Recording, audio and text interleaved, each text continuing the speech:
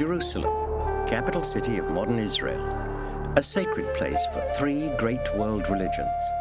For Jews, this is the city of the Temple Mount, the holiest of holy places. Muslims believe that the Prophet Muhammad ascended into heaven from here to receive instructions as to how his followers should pray. Christians know Jerusalem as the site of the crucifixion of Jesus and his resurrection. 2,000 years ago, this was already an ancient city, a holy place long fought over by warring tribes and nations. The Jerusalem of today still exists on the edge of a religious, political, and territorial precipice. Millennial tensions are threatening to explode, with fanatical Jews and Christians attempting to rid the Mount of its Muslim presence. Jerusalem is also a city of immense mystery and intrigue. The last century saw increasing interest in the history of the Bible, and greater efforts were made to uncover the whereabouts of the lost Ark of the Covenant and conduct archaeological research on the Temple Mount. Queen Victoria backed teams of archaeologists and surveyors to explore the Temple Mount. But to this day, many of the secrets of Jerusalem and the Temple Mount remain tightly guarded. But the search for the truth behind the lost Ark of the Covenant and the Temple Mount continues.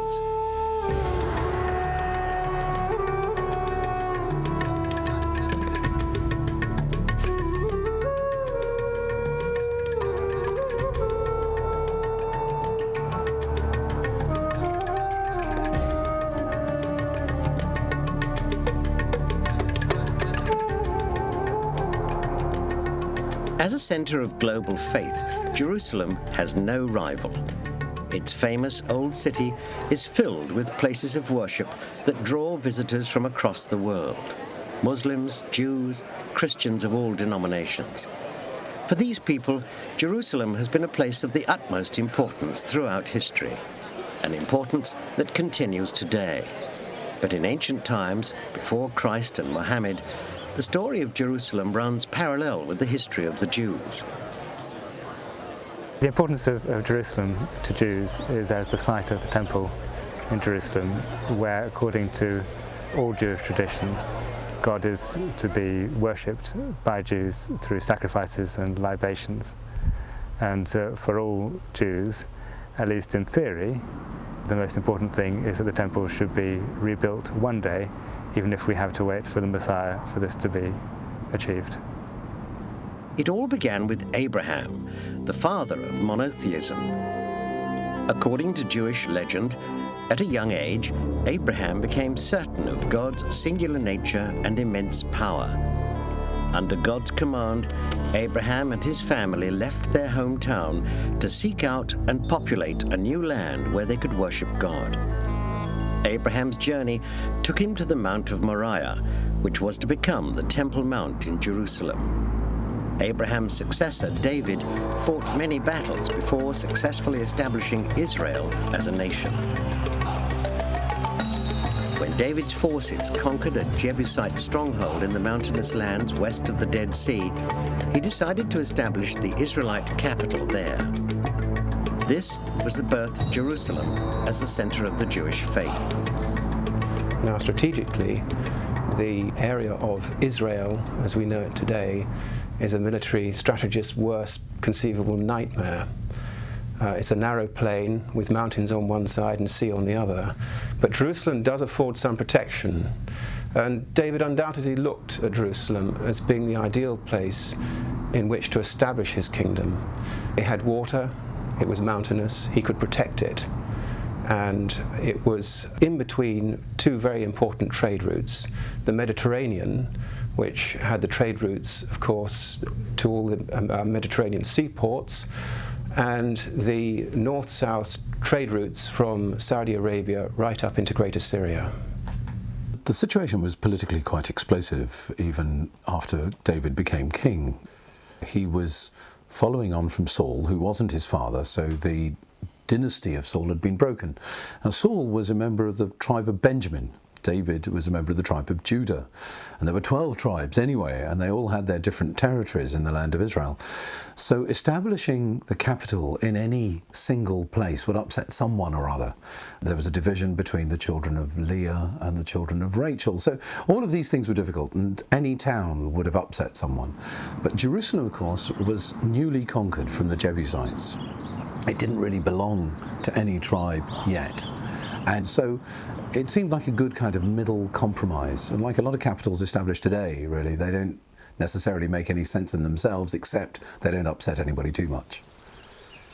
From the beginning, Jerusalem had the status of a holy city, a status it has never lost. King David ordered that the most sacred object of his people's religion should be enshrined there.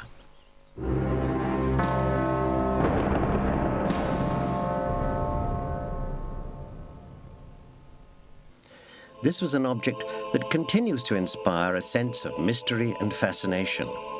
It was a small chest made of acacia wood, a box purposely built to contain the most sacred laws of God's chosen people. Carved into stone tablets, these laws were the Decalogue, the 10 Commandments, revealed to Moses by God several centuries before. With the Israelites secure in their new territory, David decided to make Jerusalem the home for this holy object, the Ark of the Covenant.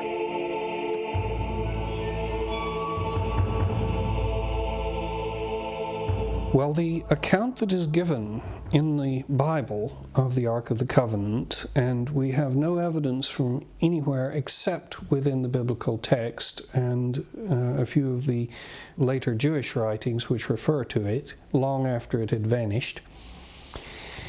The account is given of a box of wood of specified dimensions which traveled with the Israelites and contained relics which were central to their identity, specifically the tablets on which the 10 Commandments were written.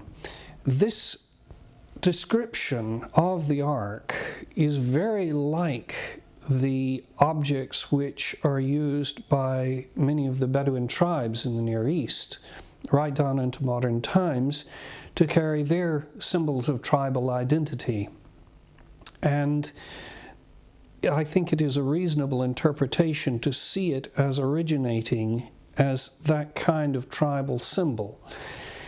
As such, when the Israelites became a settled people and then became a state with a king, this became the national symbol.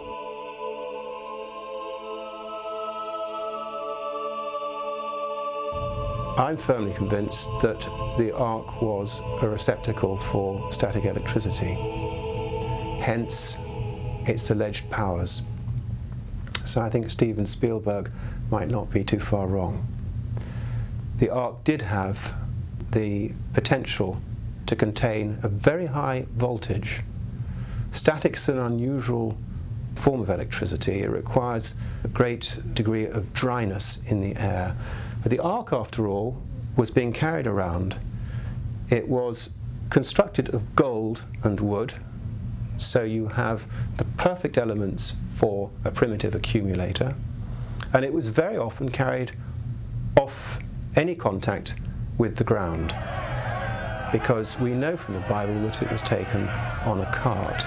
And this was the point at which, in the Bible, it tells us that Uzzah reached out to steady the ark as it fell off the cart, and as he touched it, he fell dead.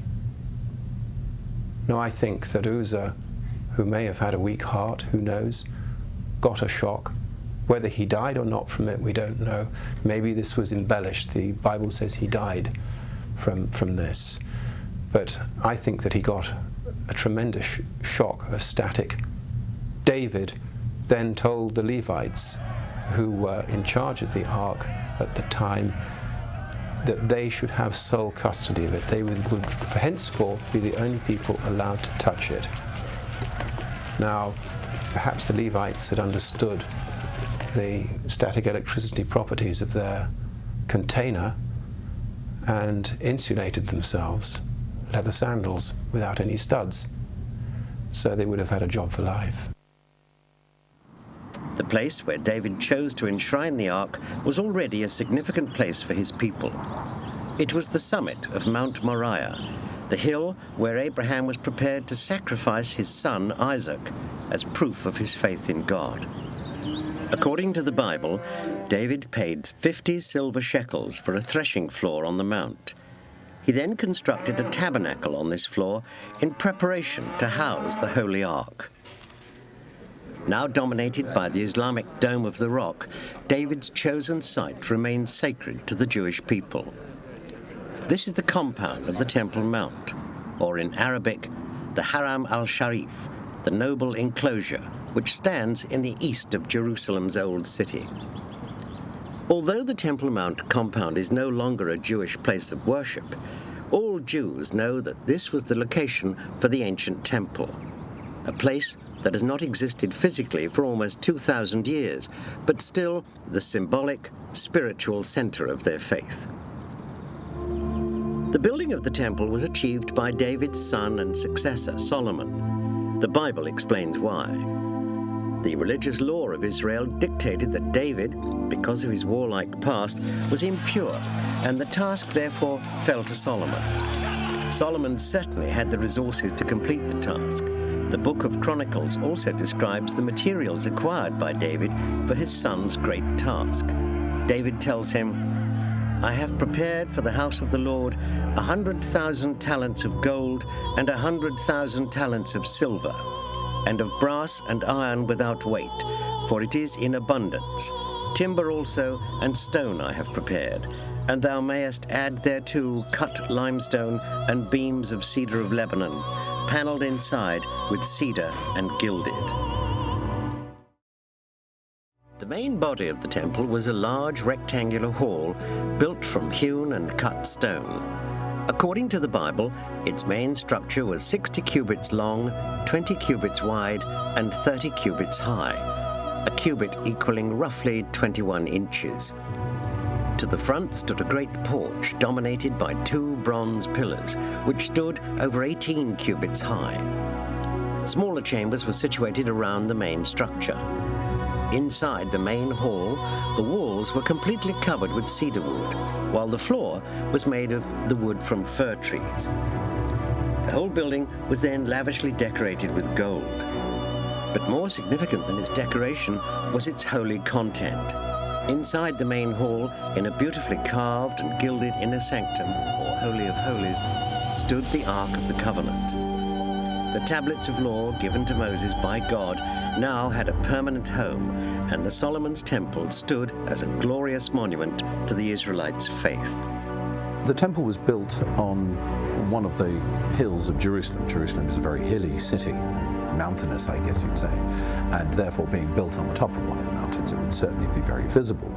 And of course, back then, we're talking 1000 BCE, there were not many very big buildings. Most buildings were fairly small.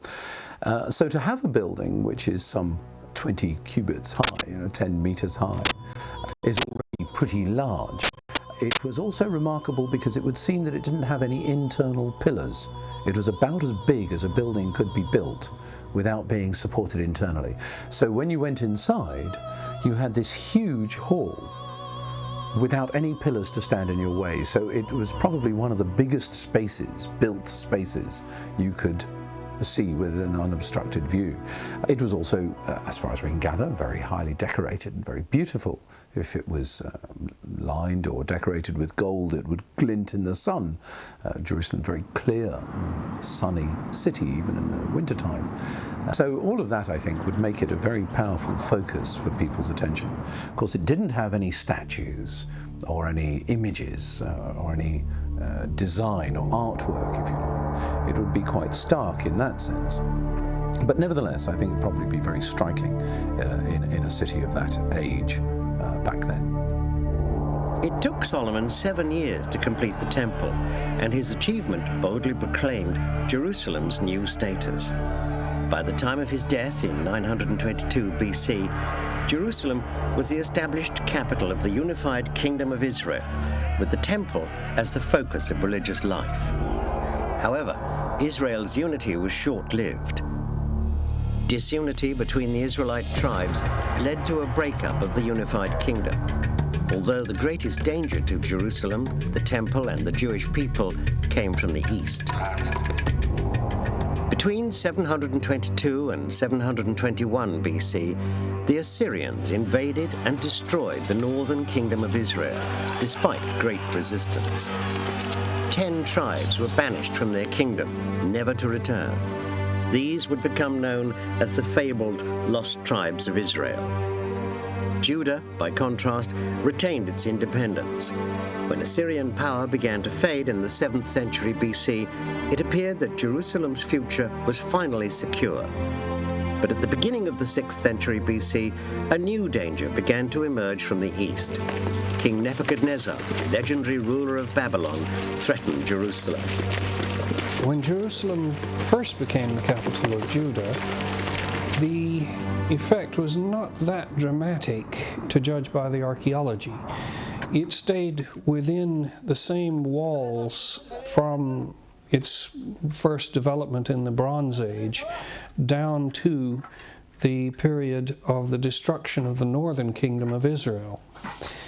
Following that period, however, it expanded enormously until it was by far the largest city in the country and larger than any city in the country had been in the past. However, I think it's safe to say that even within the period before that expansion, which took place after 700 BC, even in that earlier period, between 1000 and 700 BC, there would have been substantial royal buildings within the city, and probably fairly substantial private houses of the wealthy nobility from the Israelite kingdom. We can judge this on the basis of the tombs of that earlier period, which have been found around the city, and these are quite elaborate and clearly were wealthy tombs of wealthy people. We can also judge it on the basis of the terraces which were built on the slopes of the city to create more level ground within the defenses on which to build houses and other public buildings. So I think it would have affected the city quite dramatically. It would have made it much more beautiful and rich than it ever had been. On March the 16th, 597 BC, Nebuchadnezzar's forces captured Jerusalem. Many leading Judean citizens were forced into exile. The temple was looted of most of its treasures. But Judah just survived as an entity under a new king installed by the Babylonians, the 21-year-old Zedekiah.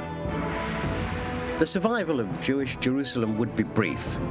In the 9th year of Zedekiah's rule, he and his people rose up against Nebuchadnezzar. It was a disastrous decision. The Babylonians responded with a fresh attack. After a siege of 18 months, the city fell in 586 BC. This time, the Babylonians showed no restraint. Solomon's temple was completely destroyed, with anything of value looted. The Holy Ark of the Covenant mysteriously disappeared, although there's no evidence that it was seized by the Babylonians. Its fate remains, to this day, the stuff of legend. The giant brass pillars of the temple porch were broken down and taken to Babylon. Exile to Babylon would also be the fate of the vast majority of skilled workmen, trained soldiers, and the aristocracy. This included King Zedekiah, who was forced to watch the slaying of his children before having his eyes gouged out. Despite this disaster, the Jewish faith in their one God survived. The temple may have been destroyed by Nebuchadnezzar's forces, but it still existed in their consciousness as the center of their faith. By the rivers of Babylon in exile, the people of Moses and David lamented their holy city. In the absence of a temple, they met in groups. These meeting places would evolve into today's synagogues. Prayers were said facing Jerusalem, a practice that continues to this day. In simple terms, the Jews maintained the ritual of their faith and the identity of their nation.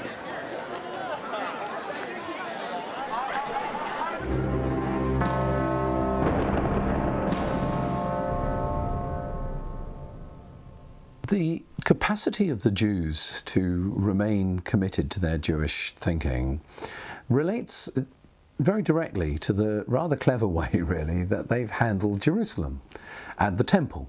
The temple was destroyed. It was destroyed by the Babylonians when they took the Judean Jews, the Jews of the southern kingdom of Judah, off into slavery to Babylon.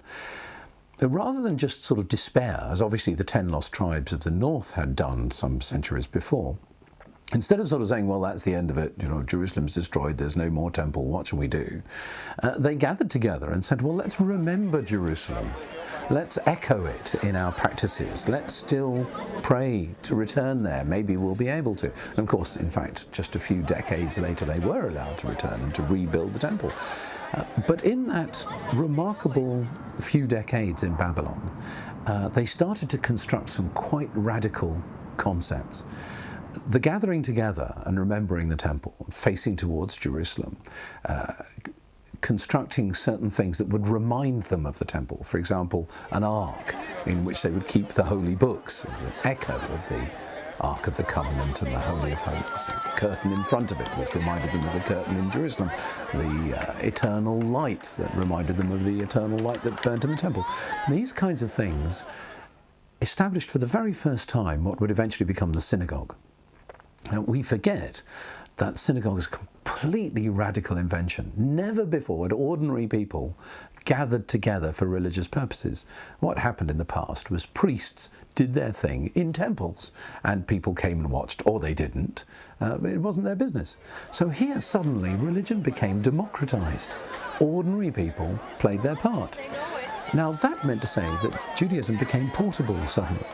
Although, yes, there was a great longing to return to Jerusalem, and they were able to. There was great longing to have the temple and temple worship. They could be Jews wherever they chose. The Jews would soon be rewarded for keeping their faith. In 539 BC, Cyrus the Great conquered Persia and Babylon, emancipating the Jews. Free to return to Jerusalem and led by Zerubbabel, tens of thousands made the journey back to their ruined capital. They returned to their holy city, facing the daunting task of rebuilding their temple.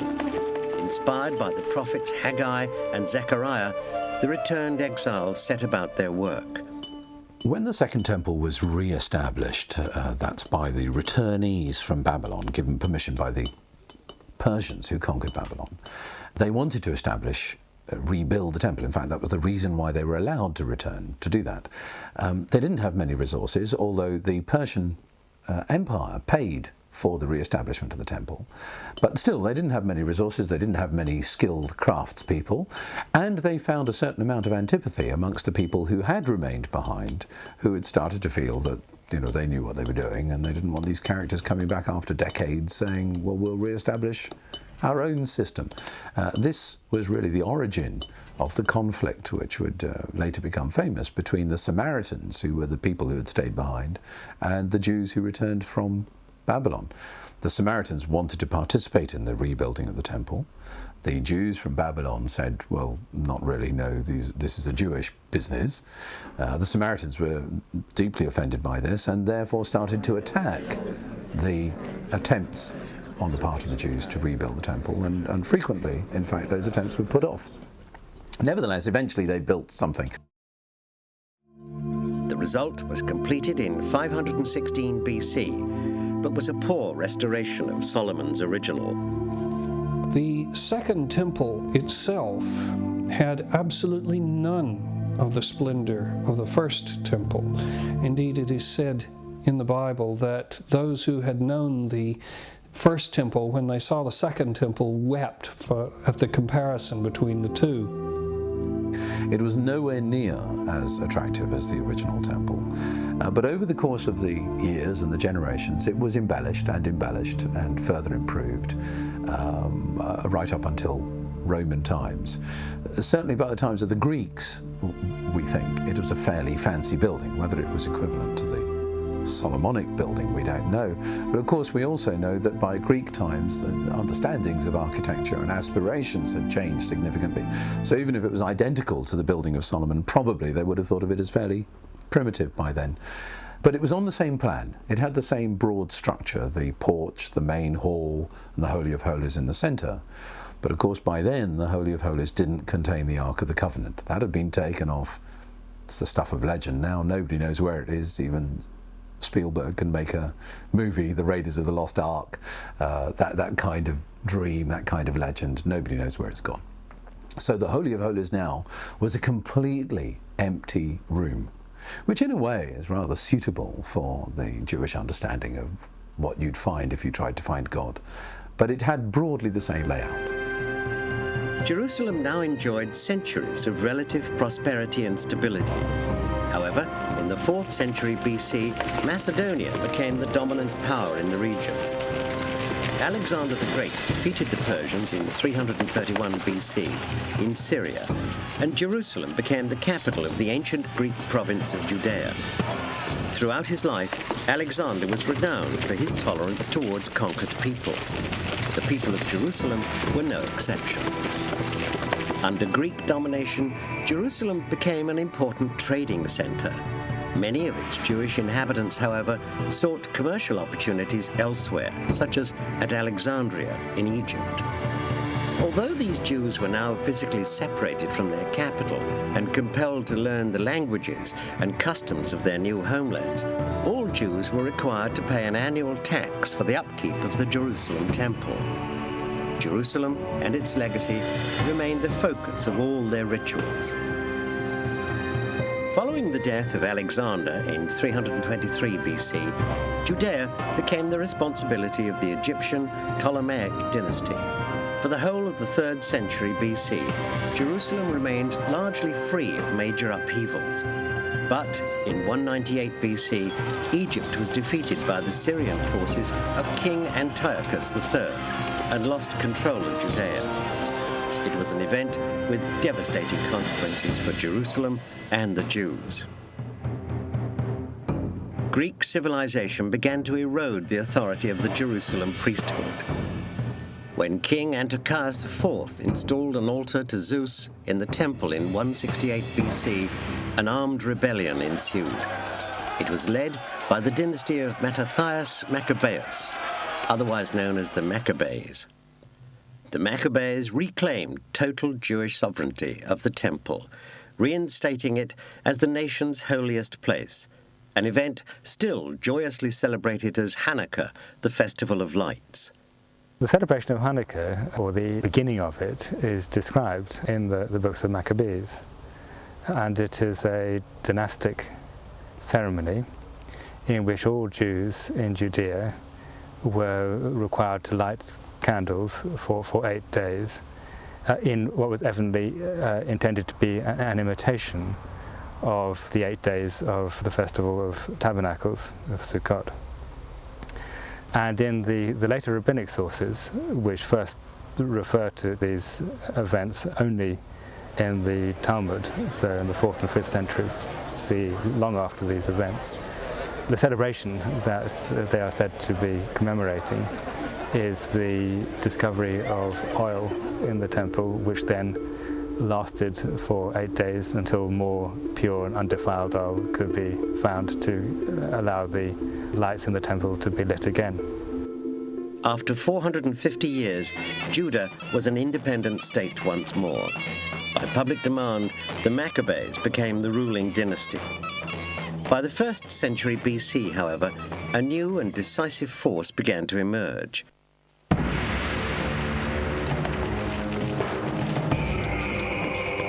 In 63 BC, Roman forces under Pompey the Great took advantage of the unrest to invade Judah and its capital, Jerusalem.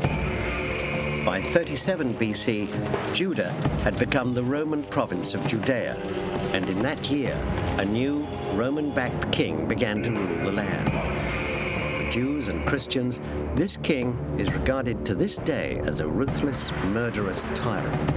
He is Herod the Great. However, Herod's architectural achievements far outweigh his notoriety.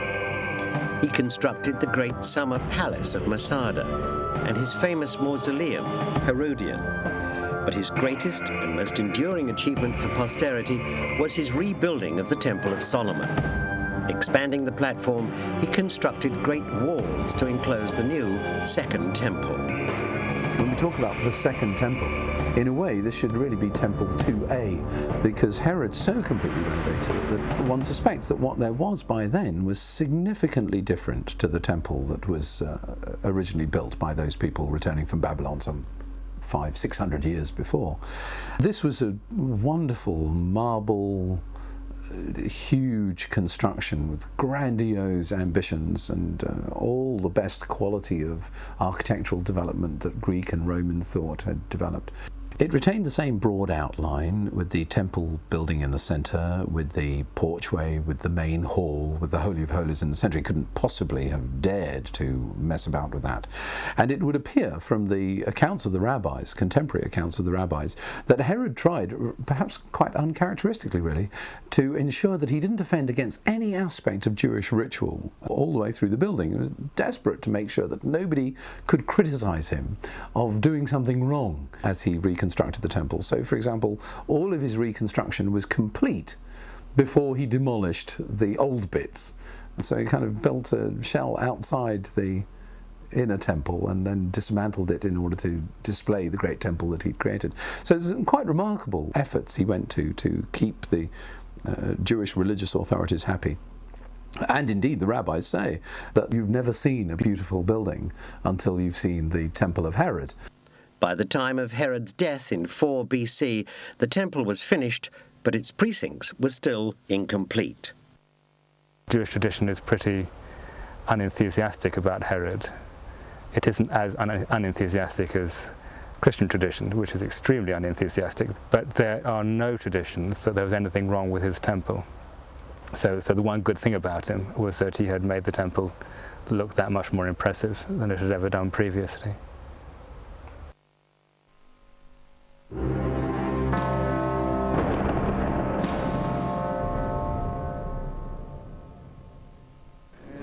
Herod, in his final stage of life, was aware of an ancient messianic prophecy, and in a town south of Jerusalem a child had been born, Jesus Christ.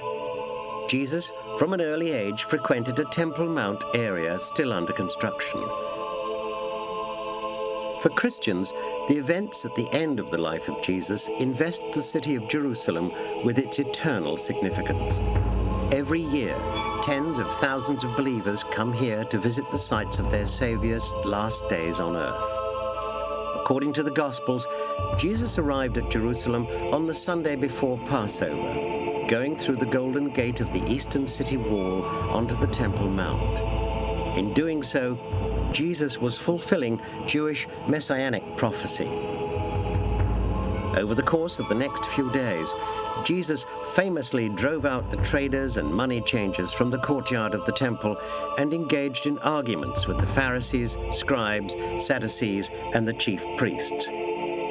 Jewish leadership at that time was divided into two broadly separate groups, although there were other groups as well. There were the Zealots, the kind of freedom fighters in the hills. There were the Essenes, who'd completely cut themselves off and said they'd get on with their own business and they weren't having anything to do with it.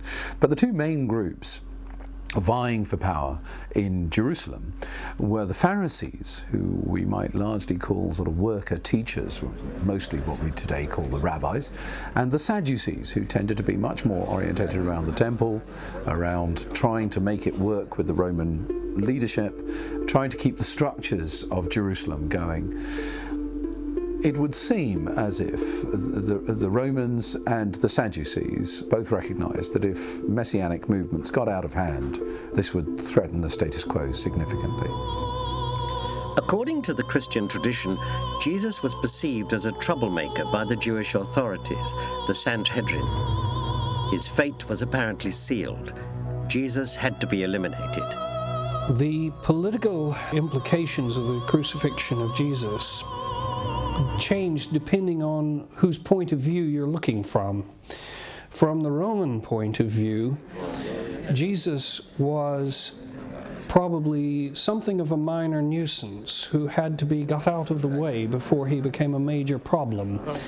And in that respect, to the Romans, this was not an affair of much note at all.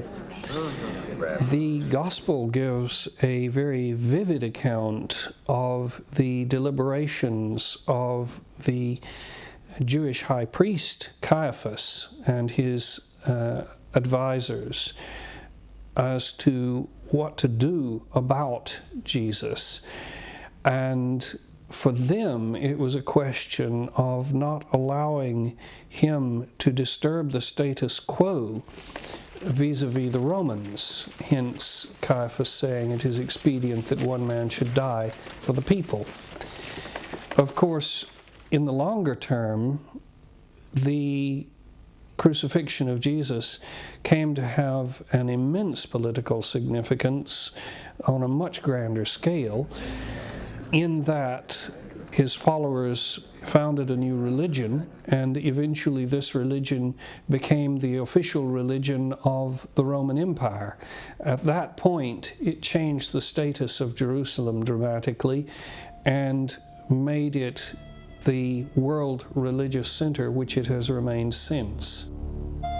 For many Christians, the most important aspect of a visit to Jerusalem is to follow the supposed route taken by Jesus as he carried the cross through Jerusalem. Long after the death of Jesus, and long after the Jerusalem of his lifetime had been destroyed and rebuilt, Christians decided that Jesus had carried the cross along the Via Dolorosa, the Sorrowful Road. The so-called 14 Stations of the Cross marked along this route represent incidents that allegedly happened during that journey. At the corner of Via Dolorosa and the street known as Hage, for instance, is Station 4, supposedly the place where Jesus saw his mother, Mary. 100 meters further on is Station 6. This marks the spot where Jesus' face was supposedly wiped by a woman called Veronica, although the story of Veronica was only to be found some 7 centuries after Christ's death. But if the route taken by Jesus with the cross is dubious, there is less doubt about the place where he possibly met his death. The Church of the Holy Sepulchre, site of the last 5 Stations of the Cross, is one of the most revered places in all Christianity. Despite the church's name, it is considered unlikely that Jesus' sepulchre or tomb was located here. By tradition, this is where his crucifixion took place. During the 5th decade of the 1st century, the temple precincts were finally completed, but completion of the Temple Mount did not bring peace. In AD 44, just over 10 years since the crucifixion, Rome had begun to appoint governors of Judea who favored a much firmer approach in their dealing with the Jews. In AD 66, a bloody insurrection broke out across Judea, led by the Zealots, who seized Jerusalem from the Romans. The response of the Roman Emperor Nero was to dispatch several legions under the command of Vespasian. The consequences for the Holy City were to be severe. Vespasian's son, Titus, finally captured the city, but in so doing precipitated the destruction of Herod's temple. The effect of the destruction of the temple on Jerusalem was dramatic, because the temple had been the main engine of the economy of the city, through pilgrims coming, through tourists coming, through the regular income that the temple received from Jews all over the world, both from within the Roman Empire and from Mesopotamia. And all that came to an end because there was no longer any temple, and in fact Jews in the Roman Empire were required to send their offerings instead to Rome to rebuild the temple of Jupiter, which had been burnt down by mistake in the year 69. So the economy of the city collapsed completely. The establishment of foreign gods and goddesses on the Mount led to the next final rebellion. Under the leadership of the Son of Light, Simon Bar Kokhba, the Judeans rose up once more in AD 132. Bar Kokhba took Jerusalem from the Romans and reinstated monotheistic Jewish worship on the Mount. The Roman armies retaliated vehemently, crushing the revolt and claiming 500,000 Jewish lives. The ruling emperor, Hadrian, renamed the city Aelia Capitolina and executed a final expulsion of Jews from Jerusalem. Exiled and dispersed across the world for 18 centuries, the Jewish diaspora ended only in May 1948 with the proclamation of the State of Israel. But the story of Jerusalem's hidden past re-emerged in the mid-19th century with the Western Christian revival of interest in the history of the Bible. In 1866, the Palestine Exploration Fund was established with Queen Victoria as its patron. The fund's aim was to increase understanding of Israel's ancient biblical sites. Captain Charles Wilson of the Royal Engineers began the exploration with a concise survey. Lieutenant Charles Warren took over from Wilson. Warren's job was fraught with difficulty and danger. Muslims distrusted foreign archaeological teams, in particular their interest in secret passages under the Mount. The Turkish Ottoman authorities, who ruled Jerusalem from Constantinople, refused further access to the Temple Mount. For Warren and his team, Jerusalem was unwelcoming in other ways as well. Centuries of rubbish surrounded the Temple Mount, and its network of cisterns and passages were clogged with Jerusalem's sewage. Warren had to fight a war of wills with the Turkish authorities and local landowners to gain access to the Mount, as well as a battle against disease. Lieutenant Charles Warren was a wonderful diplomat and was able to persuade the Islamic authorities to allow him to go into all of the cisterns and caverns below the temple platform and to explore them. His survey, combined with that of Lieutenant Charles Wilson some years earlier, provided all the basic data that we have about the archaeology of the Temple Mount, and it is on the basis of their work that all later work has been built. Warren made some startling discoveries. He was determined not only to pinpoint the locations of numerous secret tunnels and passages under the Temple Mount, but to uncover the Mount's Solomonic past. This would bring him closer to the possible location of the Holy of Holies, which held the Ark of the Covenant.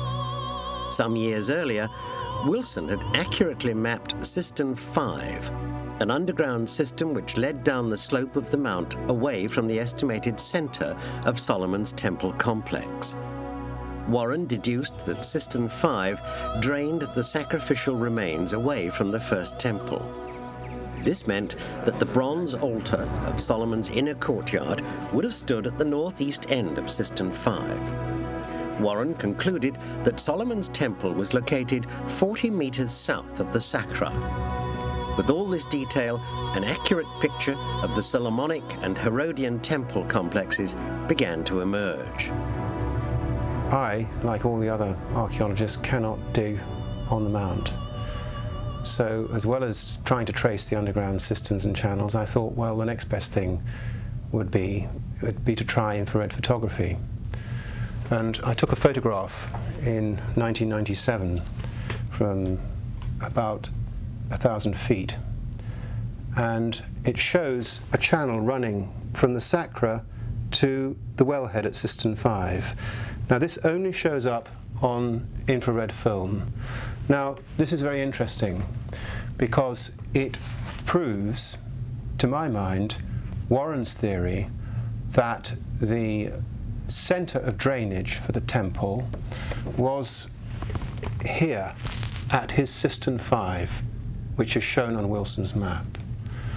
And if this was the case, then the Holy of Holies would have stood approximately here. So if there was a secret hiding place leading off from the Holy of Holies, one would have to dig somewhere in this area to find it.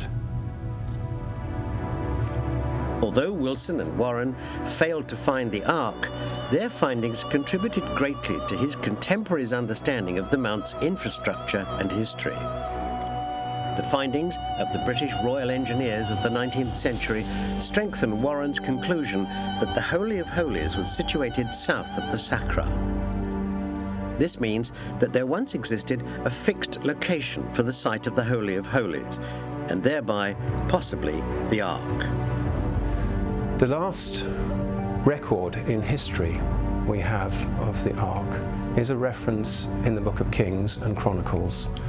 In 620 BC, King Josiah asked the Levites, who were sole custodians of the Ark, to bring it out of its hiding place and place it back inside the Holy of Holies, inside the temple that Solomon had built. Now this is very important because I think that it shows that a hiding place was constructed for the Ark of the Covenant well before the Babylonian destruction of 586 BC, in which most of the first temple was destroyed. If this is the case, it means that the Ark, although it disappeared from recorded history, had not disappeared from Jerusalem. And it's very important for not only historians, but also for the Jewish nation to believe that the Ark remains underneath the Temple Mount in Jerusalem. It has no real significance anywhere else in the world.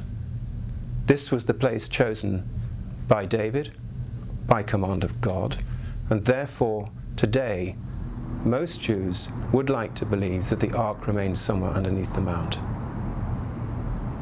After numerous failed attempts to find the lost Ark of the Covenant, both by archaeologists and treasure hunters, interest in the Mount's secrets remain today as high as ever.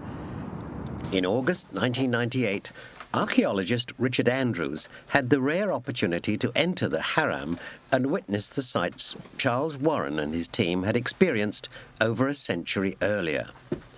Andrews and the television crew ventured under the Temple Mount, armed with the thought that the Ark of the Covenant could still be hidden only meters away. You go from a place of great noise outside, great heat, and you enter this shaft, which is revetted by wood to keep the walls from caving in. And you then enter another world. There's total silence, complete darkness. We had the sun guns from our cameras, so we were able to see quite well. And as I progressed further, we couldn't go any further with the lamps, and I just took a torch, and I was able to crawl down one of the tunnels for a distance of about 150 meters. The trouble is that it has never been excavated, so I had to then extricate myself by crawling out backwards. But it did lead me to realize that my theory that the Ark could be hidden under the Mount is plausible. This is just one tunnel of many hundreds that are still in existence underneath the Temple Mount in Jerusalem. So I could well imagine the Ark still standing not many meters away from where we are, where it had been left many thousands of years ago by the Levites before the Babylonian destruction.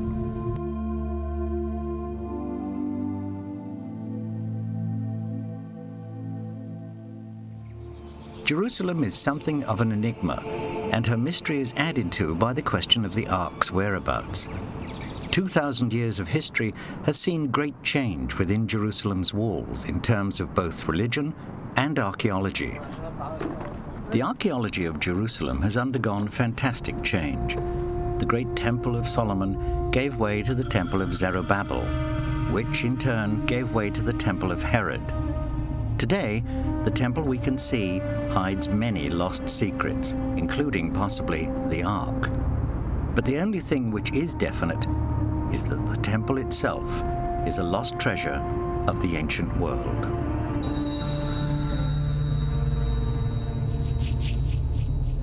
There is a great desire by Jerusalem archaeologists, the Israeli archaeologists, to excavate as much as they can. Unfortunately, they have met up against the religious concerns of the Muslims who still control the Temple Mount. And this is the situation which exists today. It seems extremely unlikely that the Temple Mount will ever be excavated. And for historians, this isn't such a tragedy because we have so many literary sources, at least for the late Second Temple period, which tells us what the temple was like while it was still standing in Roman times, that although it would be nice to have visual proof by excavation, it is by no means essential. We still know more about the Jerusalem temple than about any other temple in the ancient world.